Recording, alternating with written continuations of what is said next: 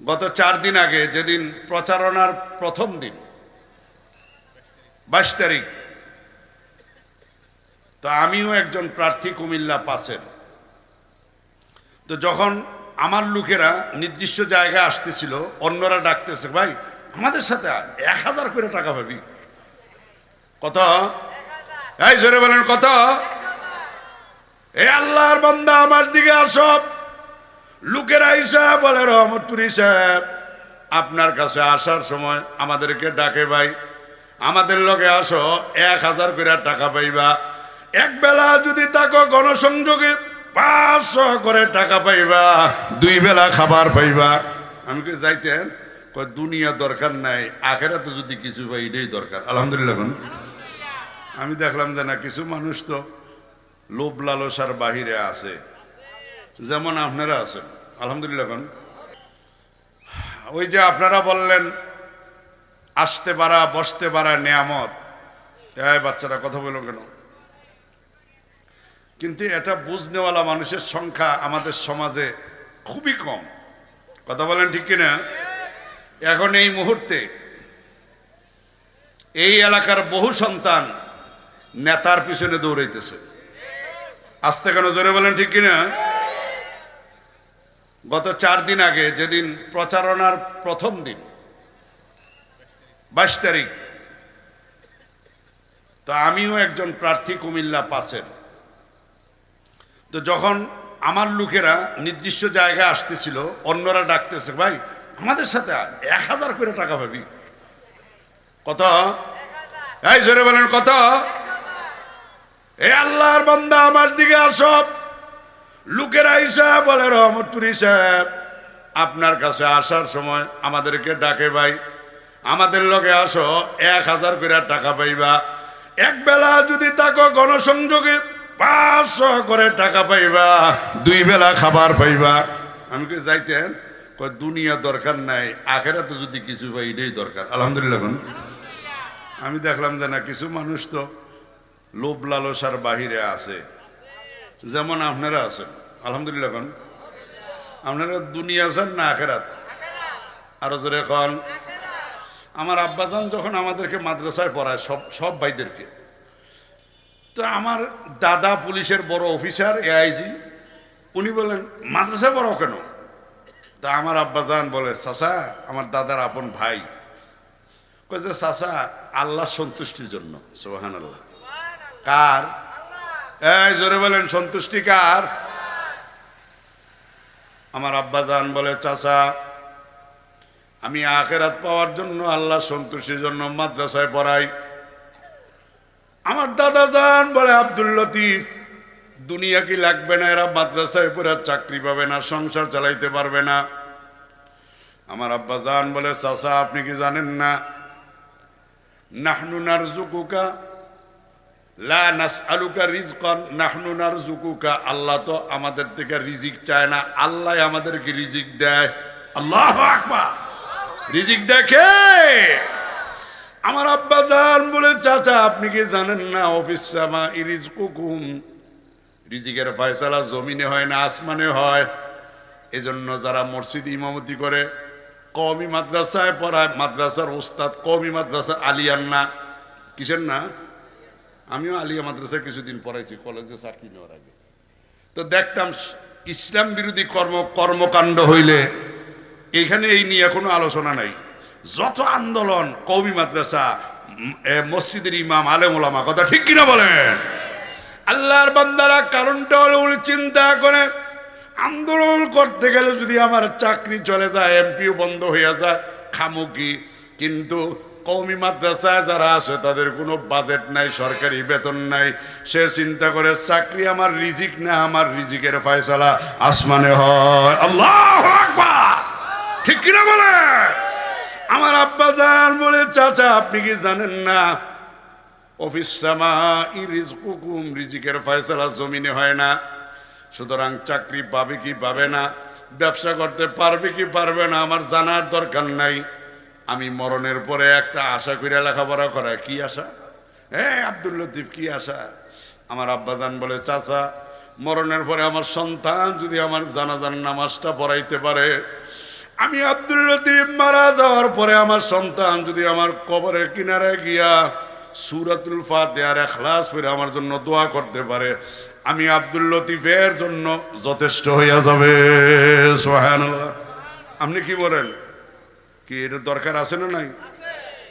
এই মুরব্বী আল্লাহর বান্দারা কথা বলেন না যে দরকার আছে না নাই?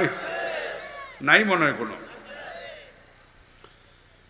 তো এই জন্য আমার আব্বাজান অনেক কষ্ট করে আমাদেরকে মাদ্রাসায় পড়াইছে, আলহামদুলিল্লাহ। দুনিয়া চায় নাই তাই বলে আল্লাহ দুনিয়া একবারে দেয় না, ভিক্ষা করে খাওয়ান লাগে এমন না। কি কথা কেন কেন আল্লাহ কয় যে আমার কাছে আখিরাত চায় রাস্তা সহজ করে দেই, জান্নাতের রাস্তা সহজ করে দেই। কিন্তু যে দুনিয়া চায়, শুধু কি চায়? দুনিয়া। বলেন কি চায়?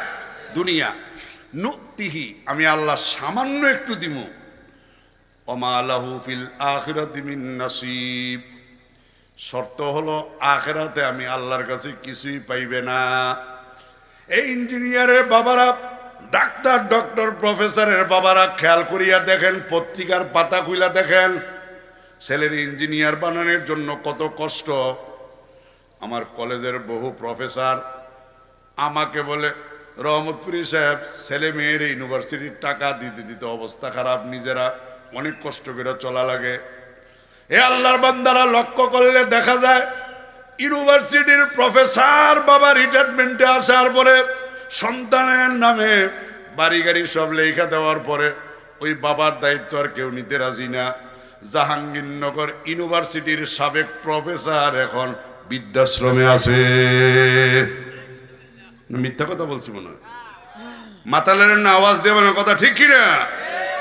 ইউনিভার্সিটির প্রফেসর, ডাক্তার, ইঞ্জিনিয়ার, ঢাকা শহরে একাধিক বাড়ির মালিক, সন্তানগুলিকে যখন সব লেখাপড়া দিয়ে দিছে, এখন ওই সন্তানের কেউ আর বাবা মার দায়িত্ব নিতে রাজি না।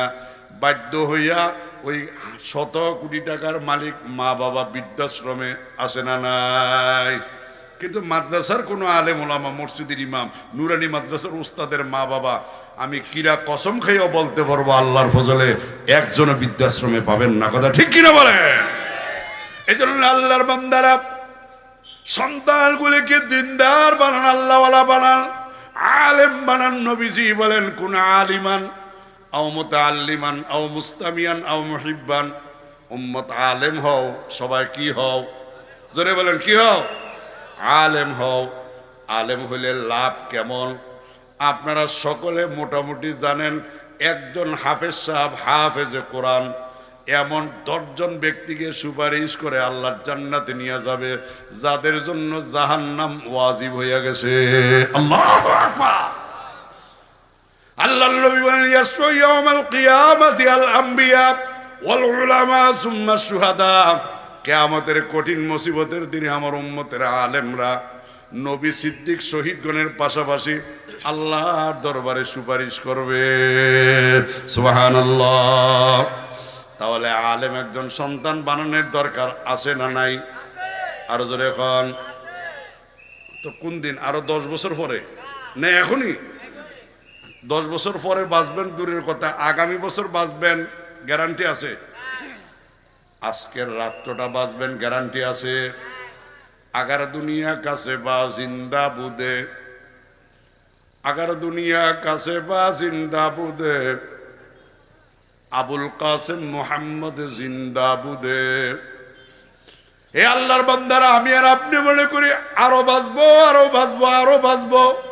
আল্লাহ নবী, বিশ্ব নবী রহমাতুল্লিল আলামিন সাহাবায়ে কেরামদেরকে বলেন, কতদিন বাঁচবা বলে মনে করো? মরণকে কত দূরে মনে করো? একজন সাহাবী বলে, নবী গো, ফজরের নামাজ পড়ছি, জোহর পড়ার টাইম পাই কিনা? আরেকজন বলে, জোহরের নামাজ পড়ছি, আসরের সময় পাবো কিনা? আরেকজন বলে, নবীজি বাড়ি যাওয়ার টাইম পাবো কিনা? আল্লাহর নবী বলেন, না, মরণ এত দূরে না, বরং আমি এমন এক বিশ্ব নবী, আমি নবীর গায়ে আজরাইল হাত দেওয়ার আগে অনুমতি নেওয়া লাগবে। বিনা পারমিশনে আজরাইল আমি নবীর গায়ে হাত দিবে না। আল্লাহু আকবার। আল্লাহর নবী বলে, হে সাহাবীরা শুনো, আমি নবীর নামাজের সালাম ফিরানোর জন্য ডান দিকে মাথা ঘুরাইছি, বাম দিকে মাথা ঘুরাইতে পারবো। এটা আমি নবীজি বিশ্বাস করি না। হয়তো ডান দিকে সালাম ফিরানোর পরে বাম দিকে সালাম ফিরানোর আগে আমি বিশ্ব নবীর জান কবজ হইয়া যাইতে পারে, ইন্তেকাল হইয়া যাইতে পারে। কথা ঠিক কিনা বলেন? আগার দুনিয়া কাছে বা জিন্দা বুদে আবুল কাসেম মোহাম্মদ জিন্দা বুদে। এ মুরব্বীরা, যুবক ভাইরা, আমার মা বোনেরা, যদি এই দুনিয়ায় কেউ থাকতে পারতেন, আল্লাহর নবী আরো কিছুদিন থাকার সুযোগ ছিল, আল্লাহ হায়াত বাড়াইয়া দিতেন।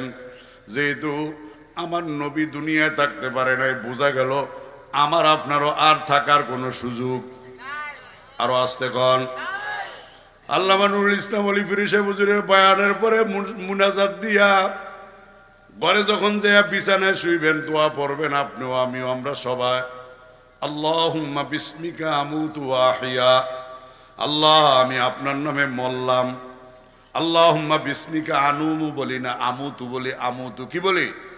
আল্লাহুম্মা বিসমিকা আমুতু, আল্লাহ আমি আপনার নামে মৃত্যুবরণ করলাম। এ আল্লাহর বান্দারা, কলমিয়ার মুসলমান বাবারা, আমার মা বোনেরা, খেয়াল করিয়া দেখেন দোয়া কি বললেন। আল্লাহুম্মা বিসমিকা আনুমু। আনুমু কিন্তু বলি না। আনুমু শব্দের অর্থ ঘুমানি, আর আমুতু শব্দের অর্থ হইল মারা যাওয়া।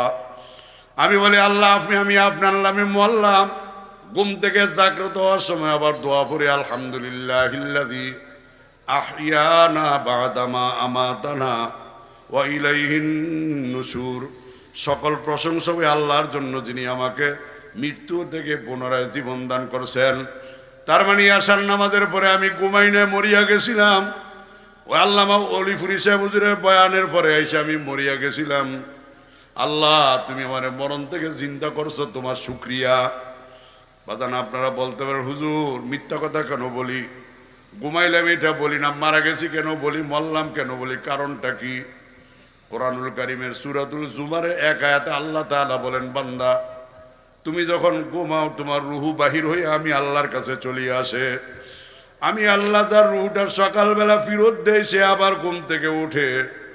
যার রুহু আমি আল্লাহ আটকাইয়া দেয়, সে আর উঠতে পারে না, ঘুমের মধ্যে মরিয়া যায়।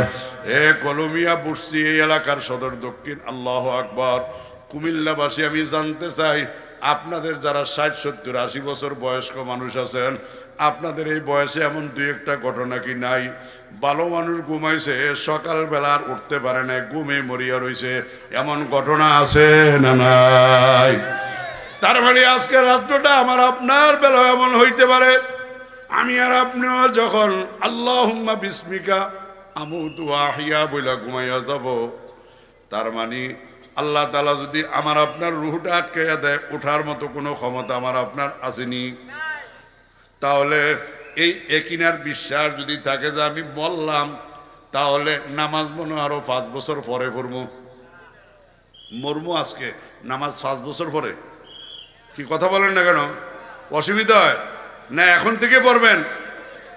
যেই লোকটা একিনার বিশ্বাস করবে আমার আজকে রাত্রি মরণ হইয়া যাইতে পারে, আল্লাহর কসম, সে গান শুনতে শুনতে ঘুমাইতে পারে না, টেলিভিশন দেখতে দেখতে ঘুমাইতে পারে না, এরকম ফেসবুক, ইউটিউব, টুইটার দেখতে দেখতে ঘুমাইতে পারে না। অবশ্যই সে আল্লাহ তাআলার জিকির আজকার করতে করতে ঘুমাইয়া যাবে। ঠিক কিনা বলেন? এই জন্য আমি আপনাদের কাছে অনুরোধ করব, এত বাঁশি বাজায় কে ভাই? এখানে কি হয়েছে? স্বেচ্ছাসেবক এইভাবে সার্বক্ষণিক বাঁশি বাজার লাগে? ইশারা কাজ করেন, জিকির করেন, লা ইলাহা ইল্লাল্লাহ, লা ইলাহা ইল্লাল্লাহ, লা ইলাহা ইল্লাল্লাহ, লা ইলাহা ইল্লাল্লাহ, লা ইলাহা ইল্লাল্লাহ, লা ইলাহা ইল্লাল্লাহ, লা ইলাহা ইল্লাল্লাহ, লা ইলাহা, লা ইলাহা ইল্লাল্লাহ।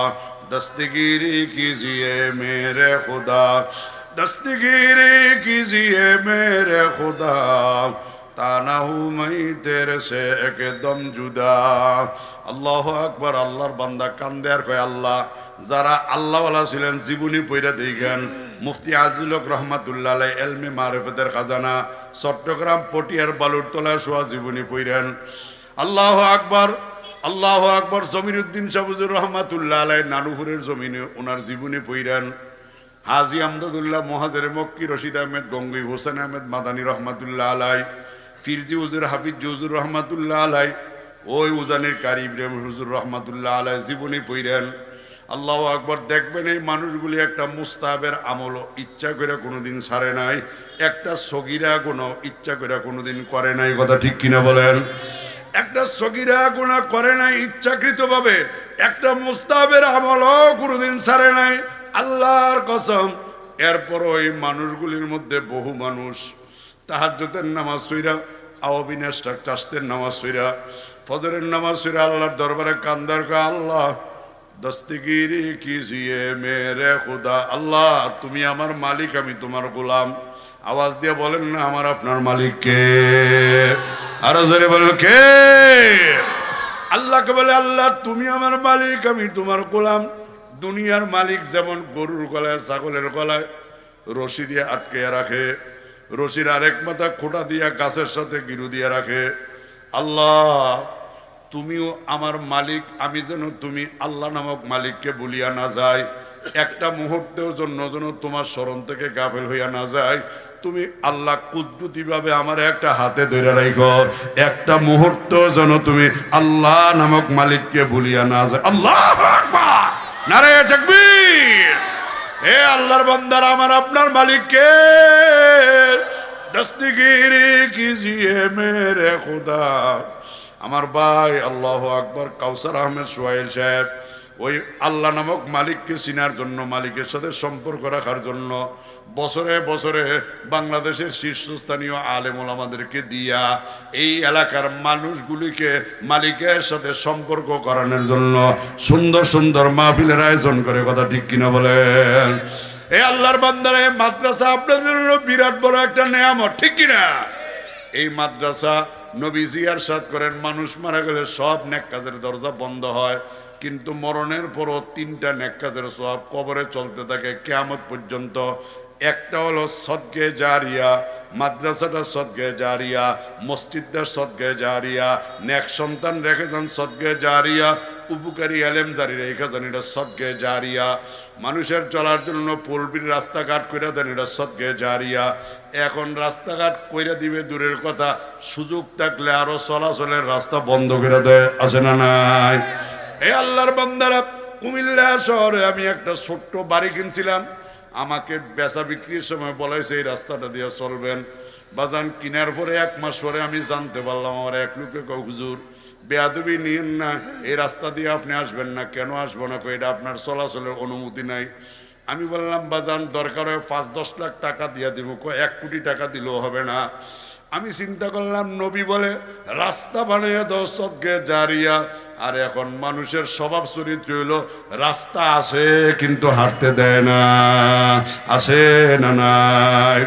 এই আল্লাহর বান্দারা, আল্লাহর নবী বলে মাদ্রাসা সদকে জারিয়া, মানুষ মারা যাবে কিয়ামত পর্যন্ত কবরে সওয়াব চলতে থাকবে। এই মাদ্রাসাটা যারা করলেন, একটা ঈদের টাকাও দিলেন, জায়গা দিলেন, বুদ্ধি পরামর্শ দিলেন, শ্রম দিলেন, মেধা দিলেন, আল্লাহর কসম আপনি থাকবেন না, কবরে আর সওয়াব চলতে থাকবে।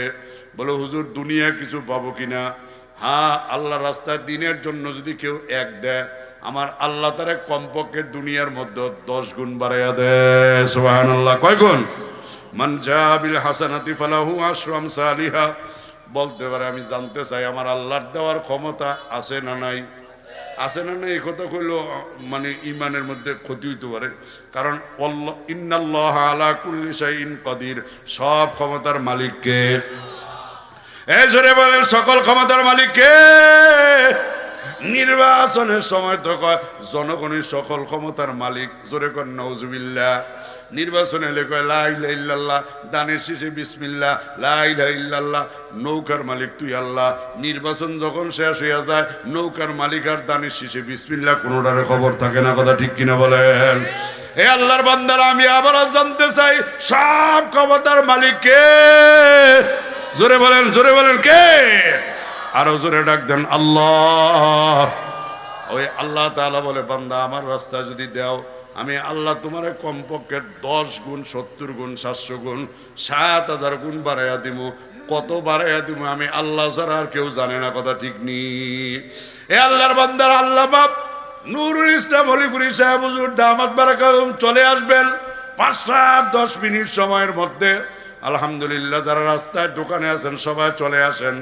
এই মজলিসের মধ্যে কে আছেন কোন আল্লাহর বান্দা নেক সন্তান, নেক মা বাবার নেক সন্তান আছেন, নবীর ঘর মাদ্রাসার জন্য 10,000, 20,000, 50,000, 1 লাখ, এটা বুঝি না, নির্দিষ্ট কোনো সংখ্যা না, সীমানা, সামর্থ্য অনুযায়ী, সাধ্য অনুযায়ী হুজুর আসার আগে আগে আলহামদুলিল্লাহ যার যে পরিমাণ সামর্থ্য তৌফিক হয় আল্লাহর নবীর ঘর মাদ্রাসার জন্য মুক্ত হস্তে আপনারা দান করবেন।